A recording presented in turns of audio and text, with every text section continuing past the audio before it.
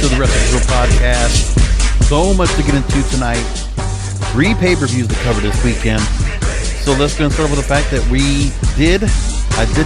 going to do a post show tonight for AEW All In London, which is the bulk of the program tonight. NWA 75, where a new World's Heavyweight Champion has been crowned in EC3, defeating Tyrus, who is now made to retire from the sport. And honestly, probably a little bit overdue. I mean, it didn't look great, but, you know, they did the best they could, but Tyrus just doesn't have it anymore. I mean, might be good again as a good talker, but, man, to be out there and wrestle on a regular basis, can't do it. He just doesn't have the body for it. He's, you know, just a big boy. And to keep himself in a certain way to go out there in the ring, you know, credit to Billy Corgan for laying him out there like that, but, man, it was kind of hard to watch because you could just tell that Tyrus' his best days are behind him in the ring. But EC3 being a champion is very smart. And by the way, a lot of good things with NWA. Not enough time to talk about it tonight, but I will get into some of it because I didn't get the chance to watch the whole thing. At the same time, after finishing All In today, at the same time of NWA 75 Night 2, also had Impact Wrestling Emergence going on as well.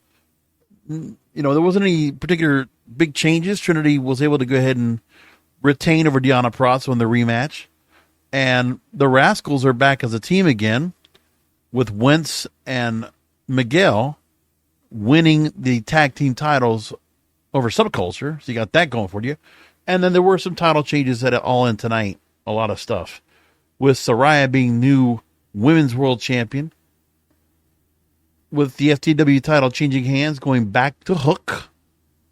New Trios champions as the Acclaimed and Billy Gunn took out the House of Black. I mean, it was a lot right there. There was a lot going on tonight that happened. FTR was able to retain. CM Punk retained.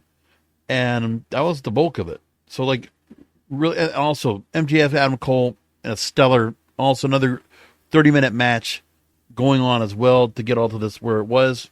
Excellent stuff. Really enjoyed the show at All In. 81,000 folks there for the event. It was tremendous. Now, before I get into all of this, last time you heard from me, we talked about Terry Funk and his passing at the age of 79. Well, I haven't talked about it yet, and I'm not going to take a whole lot of time about it because the tributes were done on SmackDown splendidly, wonderfully done. Wyndham Rotunda, or best known as Bray Wyatt, or we might have met him as Husky Harris when we first saw him in NXT. Third generation wrestler. You know, when you have to talk about the family that begat Blackjack Mulligan and Barry Windham and Mike Rotunda, and the fact that his names are all put together as Wyndham Rotunda and became Bray Wyatt, and this incredible character we had for 11 years in front of our screens and evolved and changed in front of us. And one of my favorite characters ever has been. Give me the Lantern, the Fireflies, and the rocking chair version of Bray Wyatt. That's my favorite. The Wyatt family. And when they did the 10-bell salute, I'm going to tell you, I had tears in my eyes. You know, it's one of those things when my mom passed away last year that, you know, for some reason now, I definitely get much more sentimental about things. And something about Bray Wyatt's passing just hit a nerve. And so I was pretty teary-eyed watching that happen. Such a young guy, and I think about the fact of that family. You know, it was JoJo Offerman that he met at WWE, right? They got together, they married, they have kids together. And, oh yeah, you know, it was kids with JoJo and with his previous wife. And I'm thinking, man, so tragic to see that. And, you know, just had a rough time at it. And, you know, there hasn't been a whole lot about the cause, which we can, I don't want to be here to speculate, but there's been talk about him with a health condition that was possibly life-threatening. You've always read stories about him with issues with mental health. And I don't know what to think about it, but 36 years old is way too young to go. And still, Bray Wyatt was in the prime of his career. He was making another turn of his character. I would have been fine to get past the Firefly Funhouse and evolve from the Fiend, but we didn't get that. But we got so much out of it. He was a world champion. Was tag team champions, right? Well, he was definitely world champion. I remember that. And a legacy. What a creative character. What a creative mind he was. And the tributes out there I've seen have been tremendous. Seth Rollins went out there. Alexa Bliss. God, she almost put me to tears talking about him. And I'm sure there's so much more. But the tribute on SmackDown was really well done. For Terry Funk, the same. They did a good job for what they could do. Probably more I could talk about it when it comes to Wednesday, what they decided to go ahead and what we learn about and what we can find out more about it, if we do. But Godspeed to him and his family. It's so unfortunate, so tragic. And I don't want to be one of those people just hampering on about this. Like Terry Funk, it was one of those things because of how important it was just the business for the generations of business and what he meant because of all the time he was out and because he had his full career. And Bray Wyatt didn't get the full career. We just got a glimpse of it. We didn't even get the full brunt of what his career was like. He had much more time left. He had a lot more ring time left. There was a lot more for him to accomplish. It's just sad. It was one of those things where it really did get... It got to me all day, that day, and on Thursday night, and it still shocked me. I was like, "Wow, just wasn't really expecting that at all." But all right, well, let's go into this now. First and foremost, we go on and talk about All In, which was a long show tonight. They went 4.5 hours, well, almost 5 hours. And I caught everything. And you know what? I was doing Uber the whole day. And I was watching it. Passengers might have been seeing me in the car. And I'm watching pay-per-view. Wrestling pay-per-view. But I'm watching it. And I'm like, hey, I was all into it. So Jack Perry, apparently there was an issue with him and CM Punk in the back. And CM Punk was choking out Jack Perry and was made mention of in the post-press media scrum. Not sure what to think about that. But Hook over Jack Perry by submission. And Hook is back as FTW champion, rightfully so, in the right hands. And Samoa Joe loses to CM Punk in a 14-minute match, real world title. Oh, and by the way, MJF and Adam Cole become the Ring of Honor World Tag Team Champions. They beat Aussie Open, Mark Davis and Kyle Fletcher. Pretty good match, short match, didn't have to go too long, but dominant. The kangaroo kick was given, the double clothesline was given. The crowd was just giddy and happy. The crowd was super into it. It felt like a WrestleMania feel. 81,000 at Wembley Stadium. It just had a real feel to it. It's like what a big time soccer match would have. And that's something I'm going to take as the first part of this whole story. Now, let's go into the rest of the matches, and I got to make some overall points of the whole night. Don Callis family was dominant tonight. Very great match with Etched and Bullet Club Gold. With Bullet Club Gold getting a lot of the bulk of what was going on in that 6-man tag. Don Callis using the Gun Club of Bullet Club Gold also out there to accompany. And the Golden Elite with Kota Ibushi, Kenny Omega, him and Adam Page. You get some one-on-ones with Takeshita and Omega, and that was great. And you see Kota Ibushi out there kicking ass. A lot going on there. A lot of the story of Kenny Omega being told, but wonderful match I'm going to talk about. FTR and Young Bucks, again, another barn burner. And FTR comes away with a win. All loving that there. Stadium Stampede, that shit was wild. I kept seeing on TikTok Moxley getting the bamboo skewers in his head. He loves that. He loves that gimmick right now. He loves it.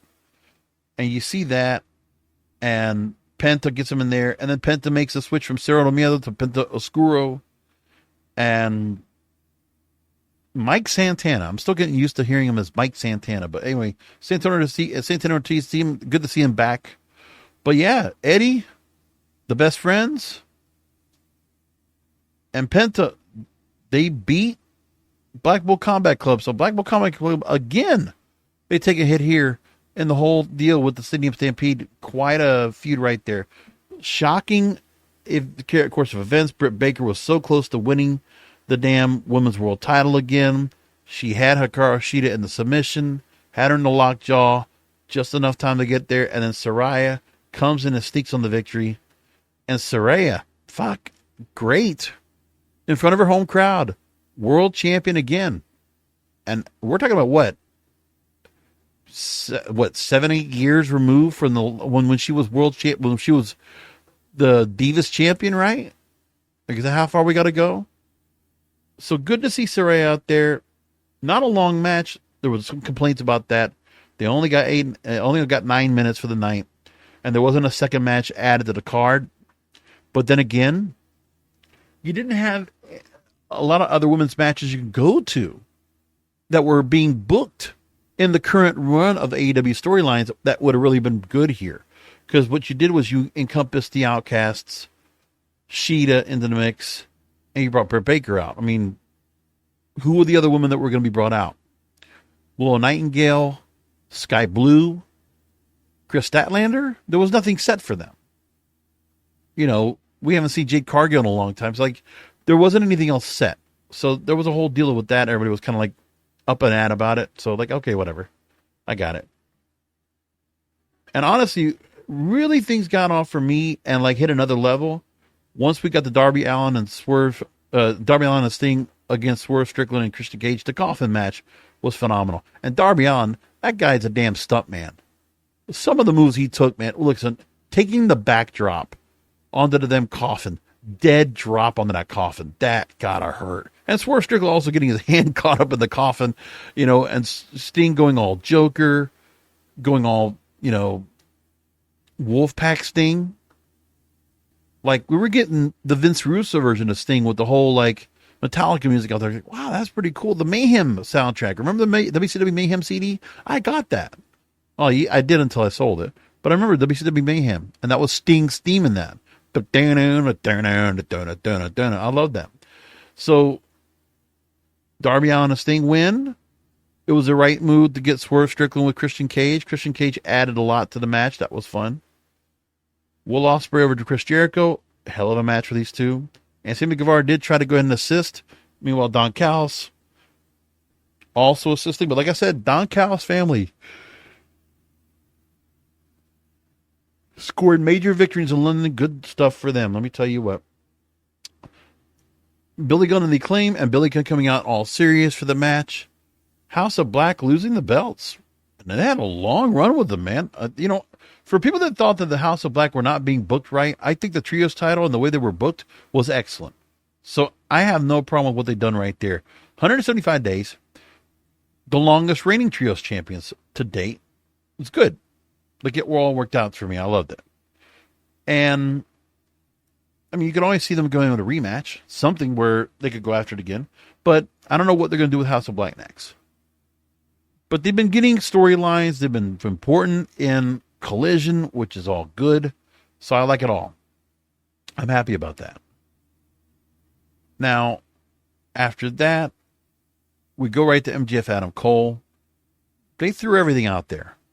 You know, you had the brotherly love for these two, which has been built up over 2 months.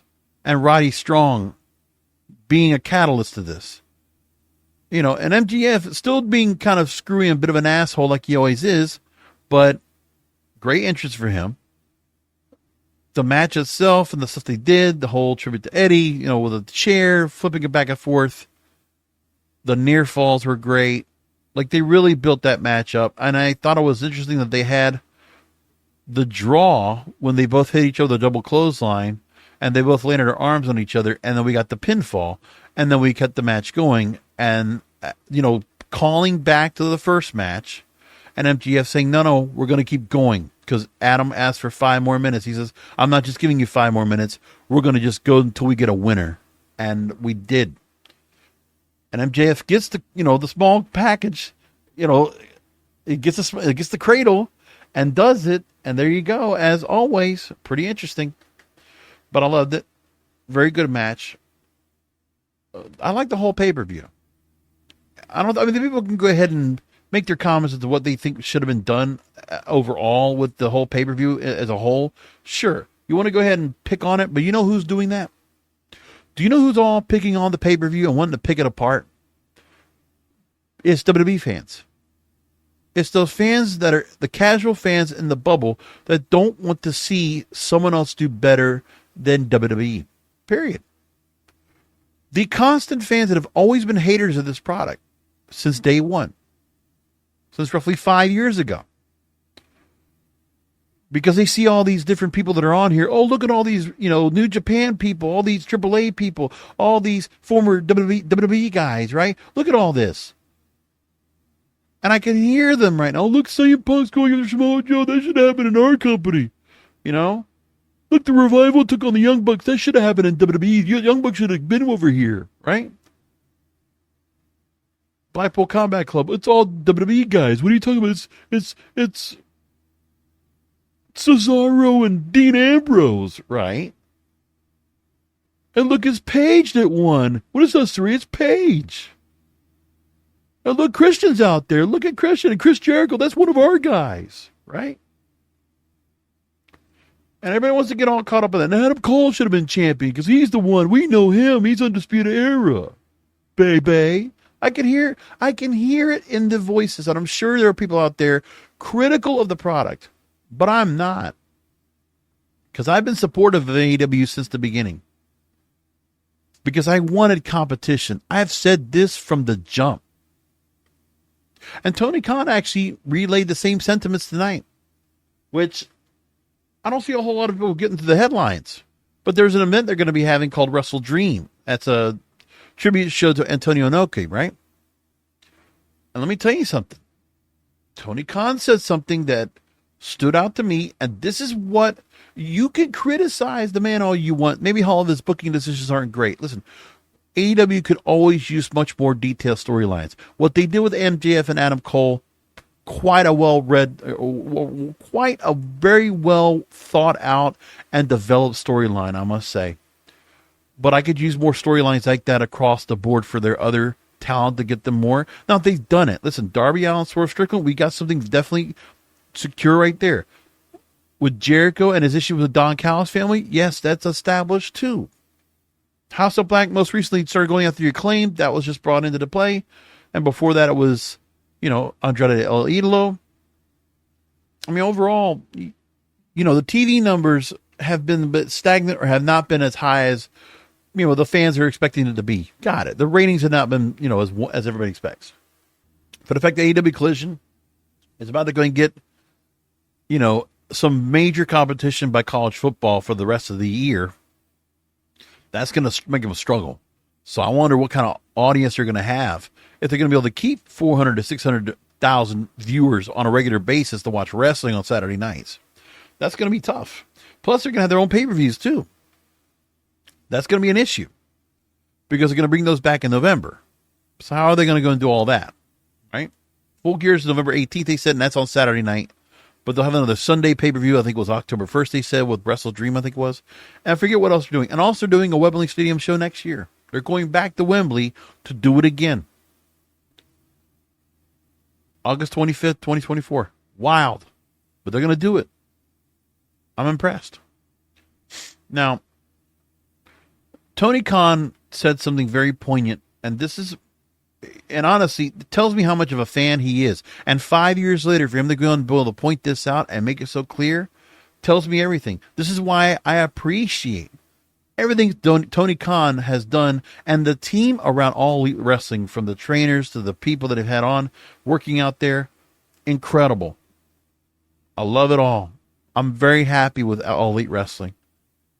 It is the company that absolutely replaced WCW. And I'm going to let Tony Khan make the point that I've been saying for a long time, that tonight, AEW All In, to be able to pull an 80,000 plus show, a WrestleMania caliber, a WrestleMania level show. Now, you can say with WWE, right? Oh, but they do these shows all the time. Look, they do Royal Rumble, they do 50, 60,000. They do SummerSlam, they do 50, 60,000. I know. They can do Saudi Arabia, they get 100,000. Yeah, I know. They did in Australia too. I got it.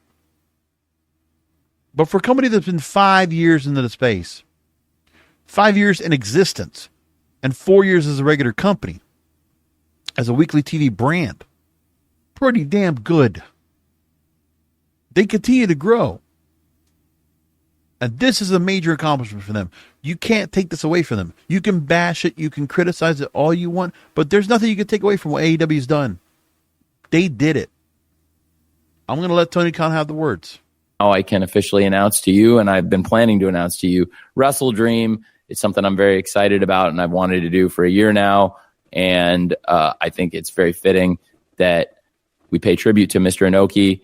I first saw the stars in New Japan Pro Wrestling when I was 7 years old, watching WCW. And now for us to be the home of pro wrestling on TBS and TNT, and also here on ITV, which carried WCW. And now for us to be the home of pro wrestling on TBS and TNT, and also here on ITV, which carried WCW at that time when a lot of the great stars in New Japan Pro Wrestling were in WCW. And I feel like when WCW went away, there were things that got lost. There were things that are missing from the wrestling business.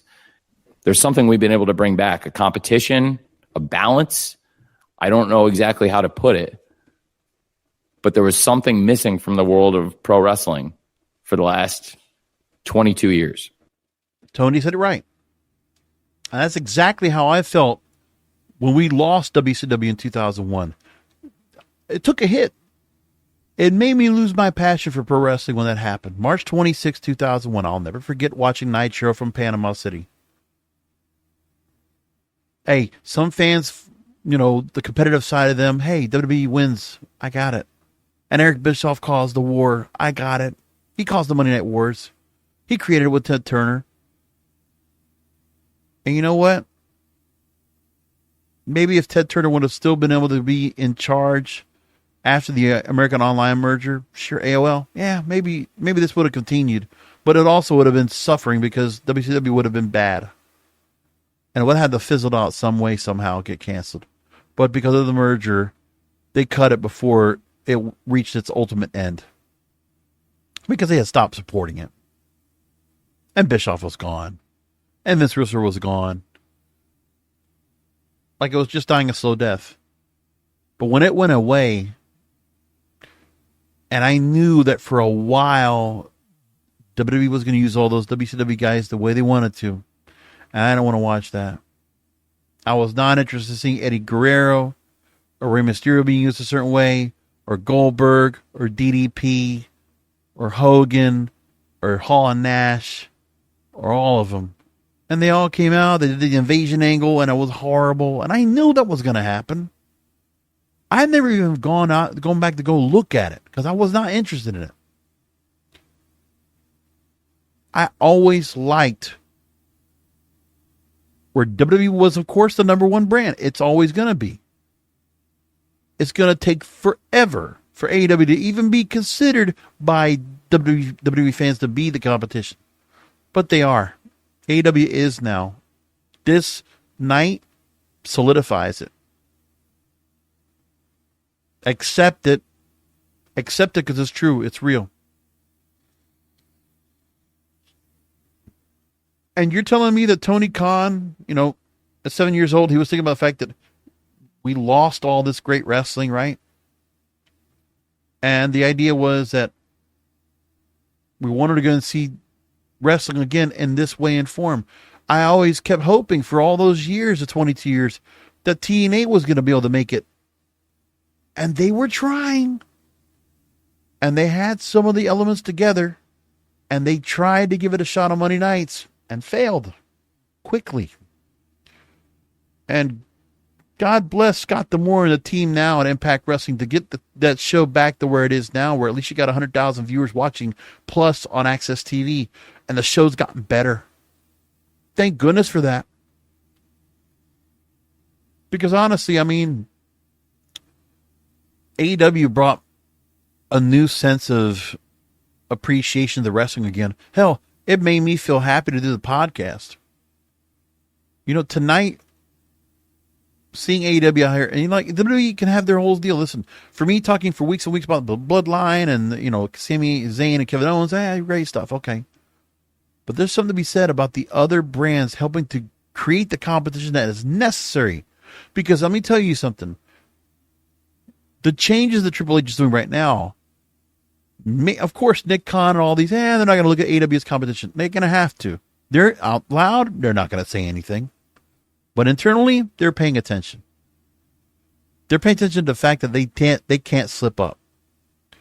First of all, they don't have to worry about AEW necessarily because it's their own bottom line they're worrying about because they have so much riding on them, especially with Endeavor. But you know what? When it comes to the product, the actual programming, the TV content, they have to get their setup right. The factions that they put together, having the bloodline together, Judgment Day, that setup. You know, WWE has gotten their stride. And they definitely figured it out. You know what? And there's a couple of things where Triple H might have taken what Vince made and made it better. And there's some things that Triple H has brought on his own that came from NXT that have not panned out. But when Vince has had a touch, has had some kind of thumbprint on something that was a storyline, Bloodline or Judgment Day, let me tell you something. Triple H took a great idea. He's actually executing the great ideas. But some of these ideas that came from his own onus, him or Shawn Michaels, no. And just keep that in mind. Meanwhile, the wrestlers in AEW, sure, they're not getting that full storyline. They're not doing full written storylines, but they are getting some storylines out there that the wrestlers are being a part of that they can actually get behind, and they're building off of it. And they're getting the time to do it. CM Punk gets his time to do stuff. The Young Bucks, the Elite, MJF, Adam Cole, House of Black, they're all getting their chance. And all that time is getting filled. And I don't feel bored watching Collision or watching Dynamite. And even for the most part, Raw and SmackDown, they're good to me, man. I got no problems with it. Raw and SmackDown are going to do their own stuff because they are trying to work out what they have. And, you know, there's a little bit of stagnation sometimes in the WWE roster, which I've always talked about. But let me tell you, there were already internal discussions that, you know, the rumblings were saying about that Vince McMahon was not happy to see All In actually happen. But they did it. Now, the next thing is going to be, well, can they do it in America? Well, I'm sure that's probably in the works. And I'm sure that's something they're going to probably do at some point. I won't be surprised. There's a whole lot more I could talk about this, but I'm going to table that so we could talk about it on Wednesday. Because I want to get to NWA and I want to talk about Impact Wrestling when I can. And comment on that real quick. So I want to play one more thing for Tony Khan. Let's go and continue what he was just, where I just pick up where we left off, of what he was talking about with WCW and the comparison and the competition that AEW has become. And I couldn't put my finger on it, but it is that spirit of competition. And today we've created real competition. Nobody can take this away from us. The numbers are real. We can verify them. I'll hold it up against any show in history. We had 81,035 paid tickets sold today. And I'll put it up against any crowd in the history of the business. And I think that's very cool. So we've hit new heights that even our predecessors in this legacy, because a lot of the things we've been fortunate to do, whether it's wrestling on TBS, TNT, ITV, these great channels, and being partners with New Japan Pro Wrestling, sending wrestlers to the Tokyo Dome, bringing in the top stars from New Japan, even some of the same people. I mean, we've had, Yuji Nagata on Dynamite competing for championships. It's pretty cool. And I thought it would be very fitting to go to Seattle for that show, October 1st. And I'm very excited to announce the first ever AEW Wrestle Dream. Now, listen, you want to go ahead and give shit that Tony Khan's a fanboy and basically he is catering to fanboys? You're absolutely right. I'm giving you that. I agree with you. But this company's going to mature. They're going to figure this out. And eventually they're going to realize, you know what? We got to do something more because we're getting these crowds. The crowds are coming to it. They got the fan base. But that fan base has got to translate more into television, which means the TV product needs something more. There need to be extra layers to it, which is in the storylines, the storytelling and the actual show, to draw other fans. Because what they're doing with the Bloodline, what they're doing with Judgment Day to an extent, in WWE, AEW's got to do more of that. And like I said, I feel like Don Callis' family could do more. The MJF Adam Cole story, you can build off of that. And they obviously have time to do that. They've incorporated Roddy Strong. You know, the Kingdom will be a part of this. And I'm sure there will be other players brought into the mix of this MJF Adam Cole brotherly love. This best friendship that they have. There's going to be more to that. Now, with that said, I want to talk real quickly about Impact Wrestling Emergence. There wasn't much to be said about that. Mike Bailey over Alan Angels, Yuya Yamura, and Joe Henry. They're now a team. Joya, or whatever, Joyuya is what they're called. So Yuya Yamura can play the funny character with Joe Henry, which is fine. Okay, that works out. And start off the night with Eric Young and Diener. Pretty gruesome, violent match with a Violent by Design team. They had a good story behind that. MK Ultra, they dominate over Death Dolls. Jody Threat and Colin King, which the fact is that Taylor Wilde was not in the match with Colin King because she was injured and they didn't know who it was. And the Shaw entourage, which is Shaw and Savannah Evans, were all in this 4-way tag team match. Kenny King wins over Johnny Swinger. Rascals are the new world tag team champions now. They do get, it's interesting. They do some title changes, man. Like I said, we had a title change with Josh Alexander. All of a sudden, I didn't expect that. So they got that going on. And by the way, they do the show with the Rebel, that Rebel Complex there in Toronto and in Canada. It always looks good when they do the shows from there, and obviously they can do the tapings from there, which is really cool. Back to school match. So Eddie Edwards and Frankie Kazarian go to Killer Kowalski's training school to have the match there. So another one of those cinematic type matches. That's cool stuff. I like that Impact Wrestling still does that. They still like to bring some of that out, which is, I like that part. 8-man tag I wasn't real much into, but the heels win. Bully Ray, Brian Myers, Leo Rush, moves over Josh Alexander, and the Time Machine, Alex Shelley, Chris Taven, and Kushida. Okay. And then also got to go and talk about that. You know, Trinity, like I said, she beat Deonna Purrazzo, so we got that going on, all set up. And then we get NWA 75. And like I said, I'm going to take more time to talk about it. Maybe I'll do a post show after this to talk about it. But there was just NWA 75. Number one, please make it one night. Because part of the thing is they want to do this whole weekend, which is fine. But like, you know, the thing is this 2-night thing, this and the Crockett Cup. Like they'll have matches after the fact to have after the fact. You know what? Just take those nights, do another night, and just do something where you have like a different night of action and then put it on Power. But don't take NWA 75 and just put it all together like that. Like in 2 nights like that. And then you have Camille wrestle twice and Kerry Morton wrestle twice and Silas Mason wrestle twice. Like, that's a little much. Like, I know they're making some money off of that, but like, it's a little bit much to me. Oh, well, but that's what the plan was anyway. So anyway, I'll take a quick clip real quick. ECW getting Tyrus to tap. And I forget how long Tyrus has been champion, but let me look real quick and I'll tell you. Because Tyrus, they had the belt on him for a long time. And again, with Billy Corgan, William Patrick Corgan, they like to have the champions hold on for a long time. They do like to have the champions hold on for a long damn time. That's what they like to do. And that's fine if they do it, but like they really love to go and stick on that on a regular basis. So looking at the list of World Heavyweight Champions, going back to the beginning, right? The long reigns in the Lightning One era. Billy Corgan. Let's put it like this. So Tim Storm was the first one to be champion after Billy Corgan bought the company. 414 days. Nick Aldis for 1,043 days. A Roman Reigns level title reign. And then they had some reigns that were Trevor Murdoch, Matt Cardona flipping the belt back and forth, Tyrus winning the belt. And Tyrus had held onto the belt 289 days after beating after winning at Hard Times 3. And so he holds on from November of last year up to now. The match was a bull rope match, and Tyrus' wrestling career was on the line. And you know what?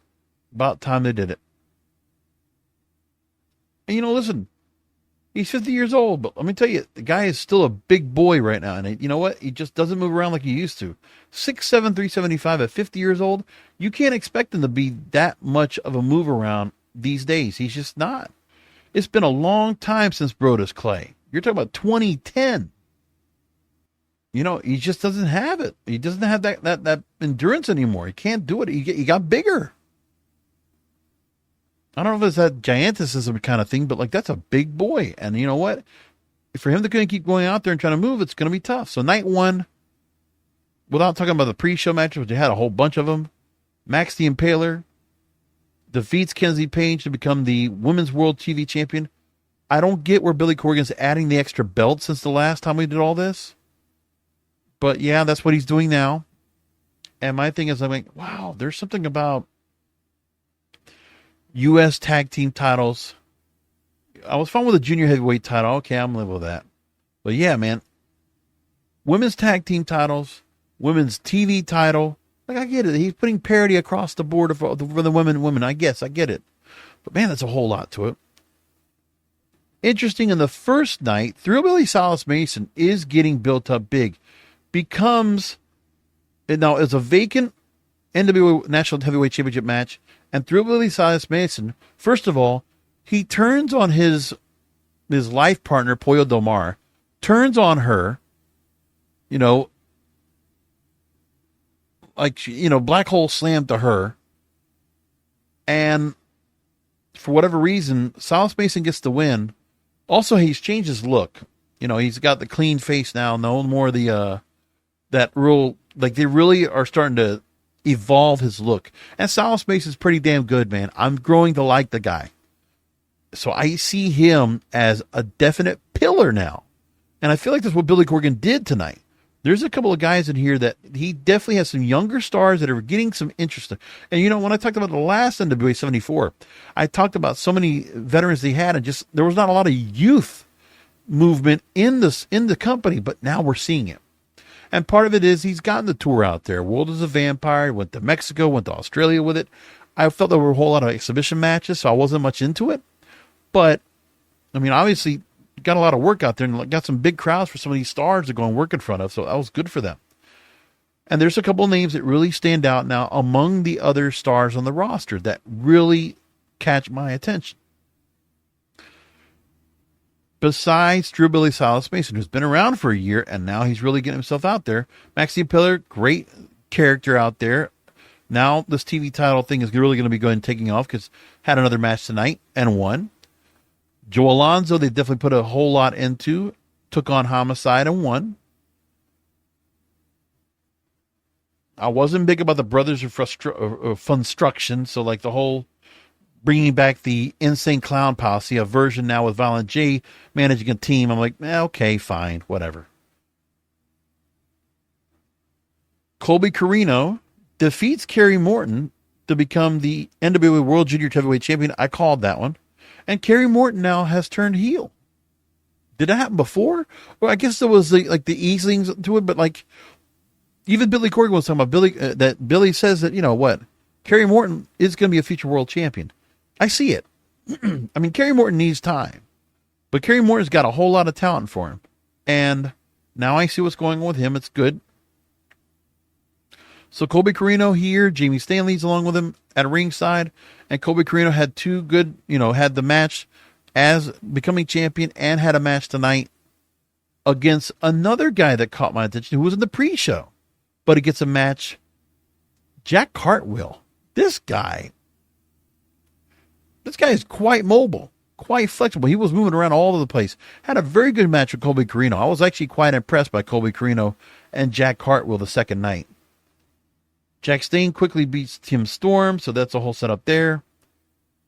But Tim Storm was able to go and come on out afterward, to do commentary next night, and Danny Deals did commentary, which was okay, that's fine.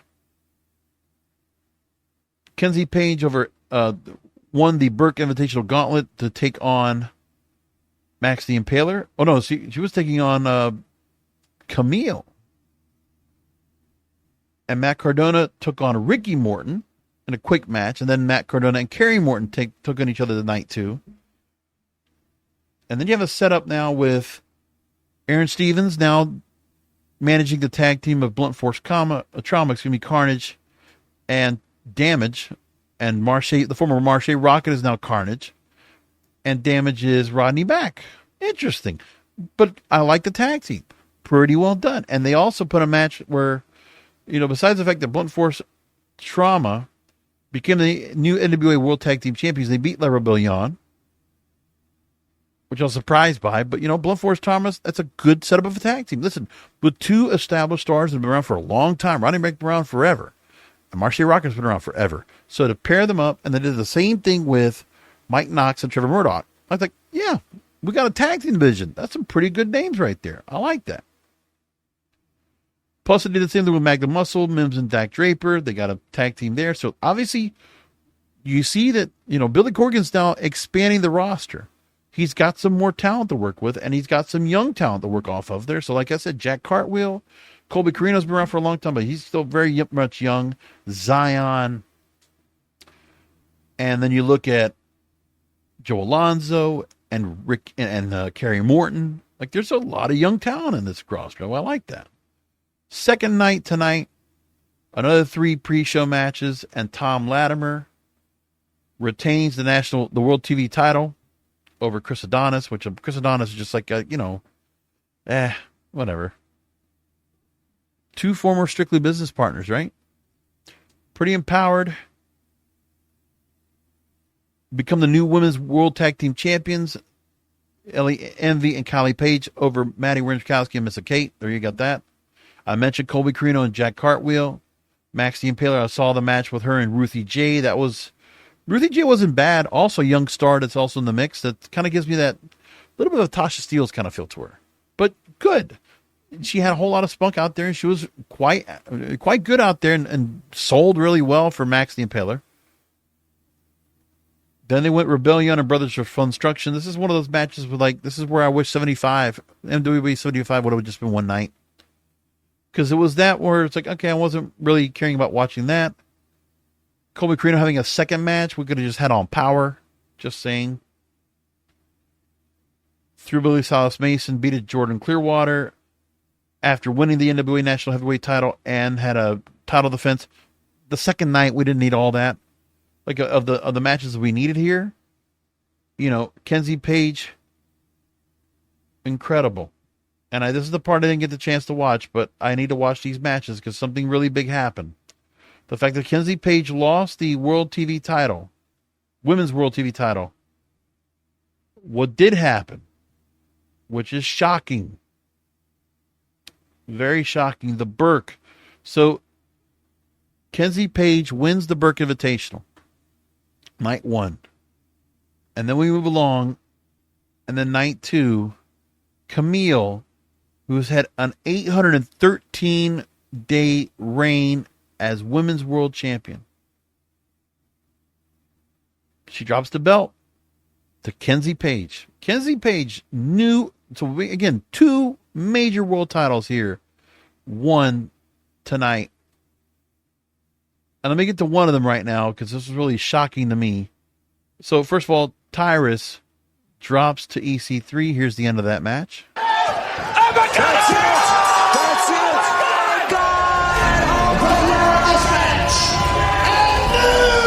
it! Incredible.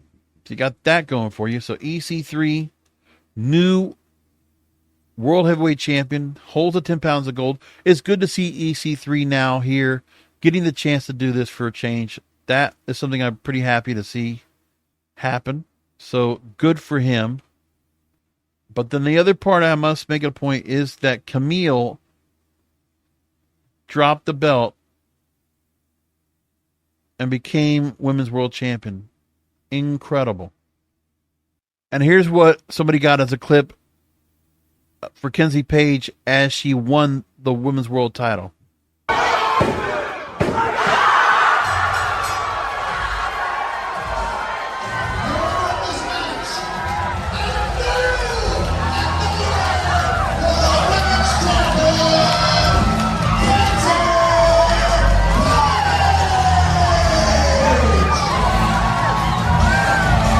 And so good for Kenzie Page. Hey, I was really surprised to see her win the belt tonight.